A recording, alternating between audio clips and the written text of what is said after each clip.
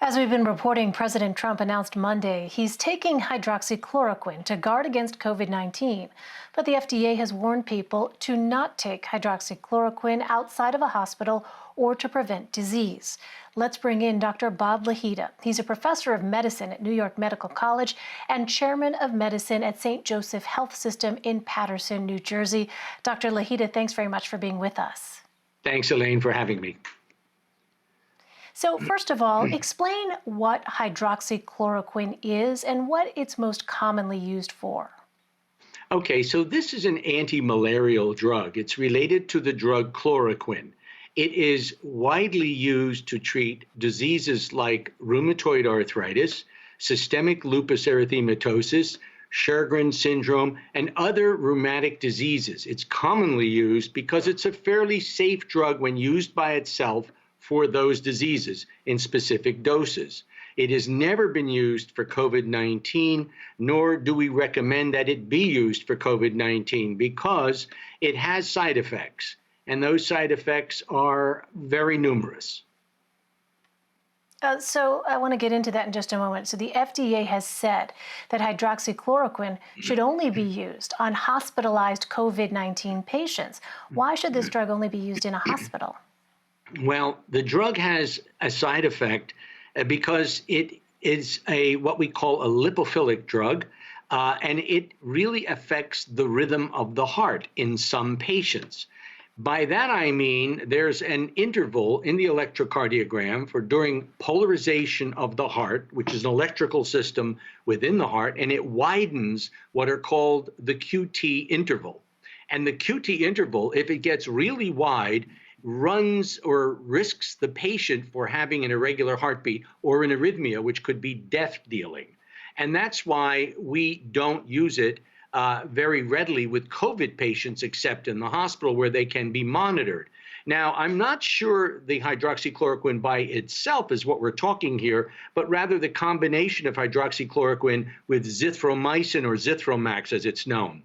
For some reason, that pair of drugs seems to be dangerous or more dangerous than the use of hydroxychloroquine by itself. I've been using this drug for 40 years on patients with lupus and rheumatoid arthritis and have had very little problem. Now, when I query our staff, and again, there's no data comparing the hydroxychloroquine group with the non-hydroxychloroquine group, when I talk to my staff and I say, well, we've had hundreds of patients who have been on this drug, who come in on this drug, very, very, very sick, has it made a difference? And everybody says it hasn't made a single difference, and we've stopped using it because of that, and because it's somewhat dangerous with regard to the heart. Is it clear, Dr. Lahita, at this point, who may be most susceptible to the side effect that you mentioned, that irregular heart rhythm, if they take hydroxychloroquine? Is it folks with certain conditions? Yes, it may be. We're not sure because there isn't any data to suggest that there's a specific cardiac condition. But I can tell you that if I was a patient who had COVID and had congestive heart failure, or I had what's called a myocardopathy, a big flabby heart, or I had a lot of valve problems in my heart, or severe atherosclerosis, I would definitely avoid using this drug. And if I had to use this drug because my doctor, for some reason or another, prescribed it, I would be very concerned and be very careful monitoring my pulse and my rhythm with the drug. But of course, the drug acts very quickly. So if it's going to have an adverse effect, it's going to do so when you least expect it. And this is where we find patients who are unconscious and have had cardiac arrhythmias and in cardiac arrest. And I don't say that hydroxychloroquine does that. I think if you have mild COVID disease, and I know many people who take it at home for some reason or another, who have mild disease and swear by it, that may be a different story. Remember, in the hospital, we see patients who are quite ill, and those patients who are quite ill are not going to respond to hydroxychloroquine or Zithromax.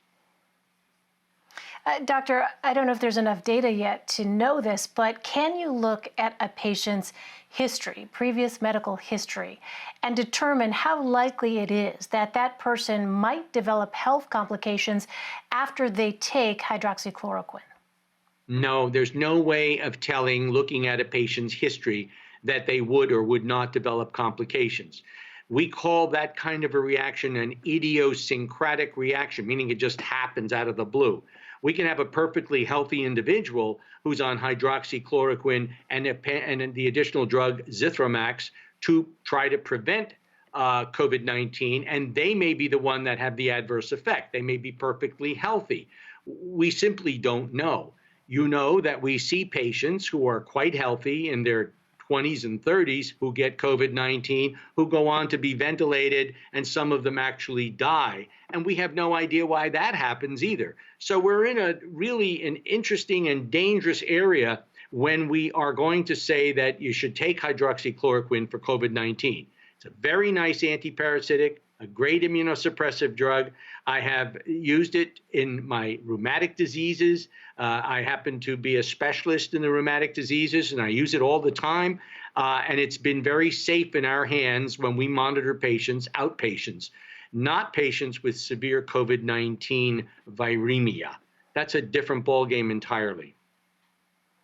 So the bottom line here, doctor, are physicians able to say conclusively at this point whether hydroxychloroquine has been effective in treating and preventing COVID-19?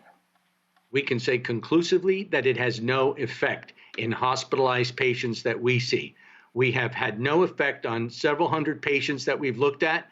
And I understand for the Food and Drug Administration has been looking, and the CDC has been looking, and there has been no evidence to support its use in the treatment of COVID-19 disease.